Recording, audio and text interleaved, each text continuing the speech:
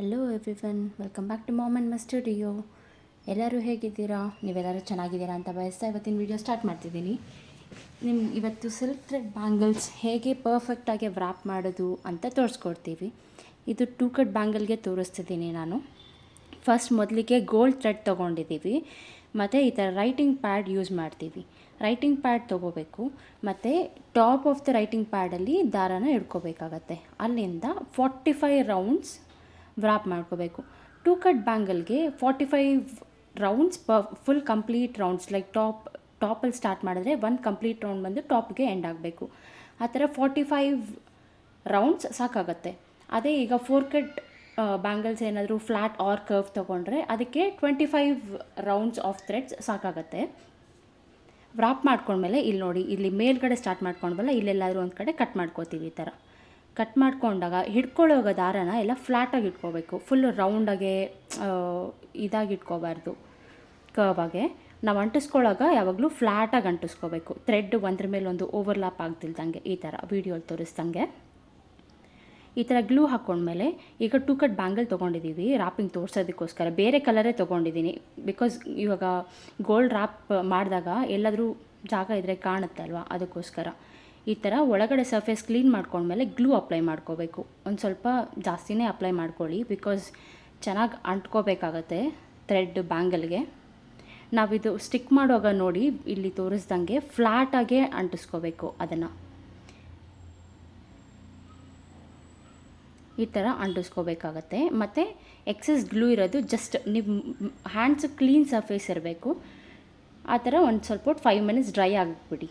Next ಈ ಥರ wrapping ಮಾಡ್ಕೋಬೇಕಾಗತ್ತೆ. ಟಾಪಲ್ಲಿ ಯಾವಾಗಲೂ ಸ್ಟ್ರೈಟ್ ಬರುತ್ತೆ, ಒಳಗಡೆ ತೊಗೊಳ್ಳುವಾಗ ದಾರಾನ ಸ್ಲ್ಯಾಂಟಾಗಿ ತೊಗೋಬೇಕು. ಅದು one of the important technique ನಾವು ನೋಟ್ ಮಾಡ್ಕೋಬೇಕಾಗಿರೋದು. ರ್ಯಾಪಿಂಗಲ್ಲಿ ನಮಗೆ ಥ್ರೆಡ್ ರ್ಯಾಪ್ ಎಷ್ಟು ಚೆನ್ನಾಗಿ ಮಾಡ್ತಿದ್ದೀವಿ ಅಂತ ಕಾಣುತ್ತೆ ಔಟ್ಸೈಡ್ ಆಫ್ ದ ಬ್ಯಾಂಗಲ್ ನೋಡಿದಾಗ. ಈ ಥರ ಅಡ್ಜಸ್ಟ್ ಮಾಡ್ಕೋಬೇಕಾಗತ್ತೆ. ನಾವು ನೆಕ್ಸ್ಟ್ ಲೇಯರ್ ತೊಗೊಂಡಾಗ ಮೇಲ್ಗಡೆ ಯಾವಾಗಲೂ ಫ್ಲ್ಯಾಟ್ ಸರ್ಫೇಸ್ ಅಂದರೆ ಸ್ಟ್ರೈಟಾಗಿ ಬರಬೇಕು ದಾರ. ಯೂಶ್ವಲಿ ನಾವು ಮಾಡೋ ಮಿಸ್ಟೇಕ್ ಏನು ಮಾಡ್ತೀವಿ ಅಂದರೆ, ಮೇಲ್ಗಡೆ ತೊಗೊಳ್ಳುವಾಗ ಸ್ಲ್ಯಾಂಟಾಗಿ ತೊಗೊಂಡ್ಬಿಡ್ತೀವಿ. ಸೊ ಸ್ಲ್ಯಾಂಟಾಗಿ ತೊಗೋಬಾರ್ದು, ಇದನ್ನು ನೋಟ್ ಮಾಡ್ಕೊಳ್ಳಿ.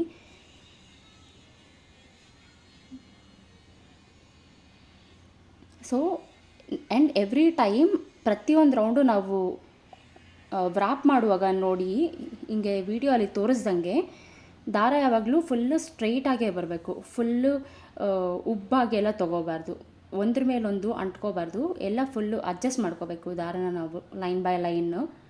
ಸೊ ಫುಲ್ ಸರ್ಫೇಸ್ ಫ್ಲ್ಯಾಟಾಗಿ ಬರುತ್ತೆ, ಒಂದ್ರ ಮೇಲೊಂದು ಥ್ರೆಡ್ಡು ಓವರ್ಲ್ಯಾಪ್ ಆಗಬಾರ್ದು. That is one of the important technique which we have to note it down.